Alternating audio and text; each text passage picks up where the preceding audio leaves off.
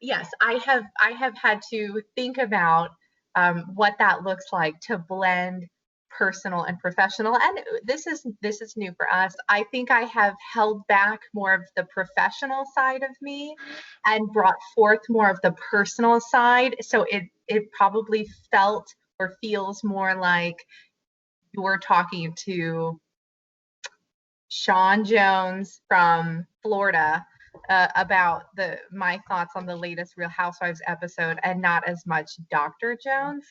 My sister, for example, and I have a very different conversation when it comes to reality television. You've mentioned that we've talked about is the idea of what is reality television? It's something, it's for entertainment purposes. You watch it, people like to laugh at it, to make fun of it, they relate to it, it can be an escape. So I think that people find an interest in that for a variety of reasons. And it is also not everyone's cup of tea. And so like I have said in the past that reality television, Bravo in particular, is a guilty pleasure of mine, but now I just remove the guilt. It's just a pleasure. I just enjoy it. It's an escape. It's something easy for me at the end of the day, if it's been stressful, to just sort of unwind and watch this. But not, I think it's fair to say that's not how necessarily your go-to for. No, but I do still watch garbage when I want to relax. Uh-huh. It's just a different kind of garbage. It's a different kind. Yeah. Reality bites. They're not what you want, but what you need. So maybe we should add this disclaimer that this show also is for entertainment purposes only. And even though we might bring some perspective and some background, like neither of us studied reality TV, right? Like no dissertations were written on this sort of behavior. No. So yeah, this is for entertainment purposes only, and nobody should take this as psychological advice or anything like that. No, this is just two friends who are psychologists commenting and bringing their perspective in it, but it's sort of an integrated perspective of like what we talked about at the beginning, the personal and the professional. This is not yes. So I have made this comment about the Real Housewives of Salt Lake City a few times, how it's not, so far it is not my favorite yet. But like anything that's new, sometimes you try to hold on to what you know before, accepting new. Right. It's a new show. I want to keep watching my shows, and it's a pleasure because it really is an escape. So early on, the idea was getting a look into the lives of wealthy families, wealthy women that were married or separated, divorced, whatnot. And it was sort of allowing everyone else who varying backgrounds to kind of see inside this world that they might have access to. And I think that's really exciting for a lot of people. And if you think about even just HGTV and shows, looking at, you get to go and see these big mansions and these homes and these home renovation projects that look just very refined and grand and not always, but that's exciting to people as an escape to see how other people live. So the only reality TV that, as you know, I have watched, actually, what have I watched? I watched The Bachelor, and then the one right before that, which was Bachelor in Paradise. Is that what that's called? Yes. Okay. Yeah. I will admit that the satisfaction I get from watching some of those sometimes is, I guess, watching like really attractive people struggle with things that I feel like I have under control sometimes. That's what I think. There is a little bit of a comparison, like that sort of social comparison component to reality. You can watch these really attractive people that seem to have it all, but then when you observe them for however many episodes or just however many minutes in one episode, then you sort of see they don't actually have it together. And I think there's sort of a judgment component that comes in that is a natural part of, I think, the human process in that social comparison.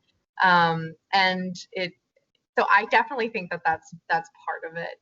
Yeah. Yeah, right. That comparison aspect. Like I think reality TV, especially this type, probably is a huge phenomenon because people do get something out of that. And there's this philosophy of punching up instead of punching down, which is if you're making fun of or you're laughing at the expense of very wealthy, privileged people, it doesn't feel quite as bad as if you're making fun of people who really are out of luck on their life and are having a hard time and you're laughing at them. So it does feel better, I think, for me to laugh at like the super wealthy when they do something that is sort of odd to me or, remarkable in some way. Um, because they're rich, I can't hurt them with my opinions. I can't hurt them with my ridicule if I have any. Uh-huh. Yeah. No, it's true. One thing about the housewives that I think is, so when they choose a housewife, it's very specific. I think my observations. They search for, but they, Bravo, I'm guessing. Okay, this is all speculation. I know no one in Bravo, right? But the best kind of housewife that I think they look for is someone who, speaks their truth. They own who they are. They call out other people. I feel like you could boil down every theme, every argument on Real Housewives, no matter what season, what city, to um, you, the search for the inauthentic. That is what I would say. Like the women are constantly in the search for the inauthentic. There have been many arguments about you're not being real, and it's this idea, which is ironic, again, coming from women who often on the Real Housewives present their wealth, present their beauty, but also the beauty enhancements and sort of this the efforts that they take to remain young. But then yet there is this idea of you are not being a real person, and there are many arguments. And so it is, and it is a true housewife will call out the other housewives when they're being inauthentic. And Wow. I find that part really interesting, just sort of Right. given everything. We didn't talk about this last time, even though it had started there, but I really have to say I love the speakeasy in Salt Lake City. Like, what a cool take on location and prohibition era type stuff than Salt Lake City that kind of has that air of prohibition, I think, surrounding it. I shouldn't say an era of prohibition, but I will say I remember when I lived, one of my first jobs in Salt Lake was at the Salt Lake City Olive Garden. And at the time that I worked there, this would have been 20 years ago, probably. When I worked there, they had a lot of bottles of grenadine out at the bar area and other types of like flavorings because it was illegal to display alcohol of any kind publicly. Guests would have to ask for alcohol for us to even acknowledge that it existed on the premises because of an old Utah law. And that isn't currently the law. Do they have like menus of the alcoholic drinks? If you asked for them, you could be given a menu. But otherwise, it's sort of like we pretended it didn't exist unless you kind of knew the passphrase and said, "Can I have a wine list?" And then like all of a sudden, like, "Oh yes, alcohol exists, and here it is for you." So I think that's interesting. 20 years ago, that was the law.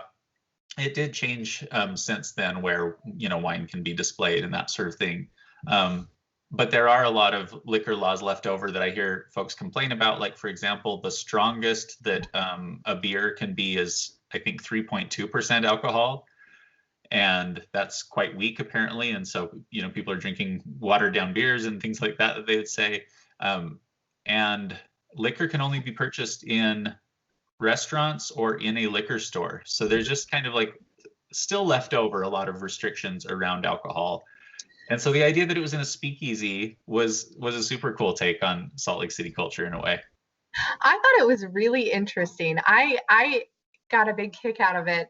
I've heard, is this true, Andrew, that bartenders are not allowed to mix drinks in front of the patrons, that they have to go behind? That's something that I have heard, but obviously don't know if that's true. That might be true. I don't know.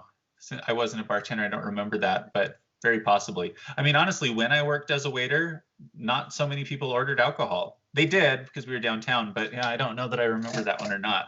It would make sense. I'm going to do a side note real quick. So my husband majored in Roman history in college. So he is, Really?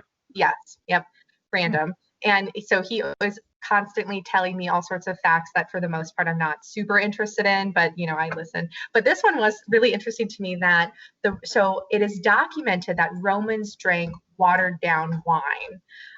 And so my husband has, and he has mentioned that before, that they would mix water in their wine and dilute it.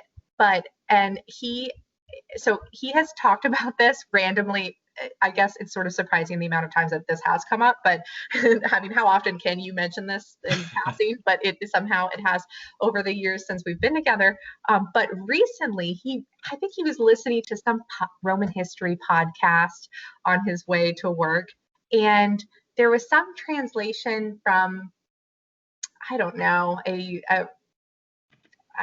someone that said that they actually, the wine that they would make it in a concentrate form, like formula, so it was really high alcohol content. So when they watered it down, it just made it into a normal glass of wine, not a diluted glass of wine. And this is completely unrelated to anything we're talking about. I just kept thinking about that the whole time when you were talking about the watered down beer. So we can continue. That's hilarious. The watered down one. But like the Romans. Okay. Like the Romans did. Uh-huh.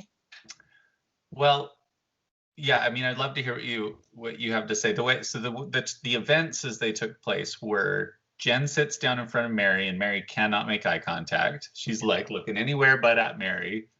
And then Jen starts the whole, calls Meredith over and starts talking about the hospital. No, I'm just kidding. Yes. Yes. I felt really bad for Mary in that scene. Oh yeah. I felt my heart really went out to her, and I thought Jen was very unreasonable and also belligerent. Also belligerent. I thought, yeah. And Yeah. I don't know. I felt really bad for Mary. And I also felt like, sure, who was it? Yeah, Meredith was probably very uncomfortable during the course of this. I honestly really appreciated Heather, who I felt like Heather brought some comedic relief during this, and also appeared just more relatable in her emphasis on the chicken drumstick lollipops, and that. Love that. I loved it.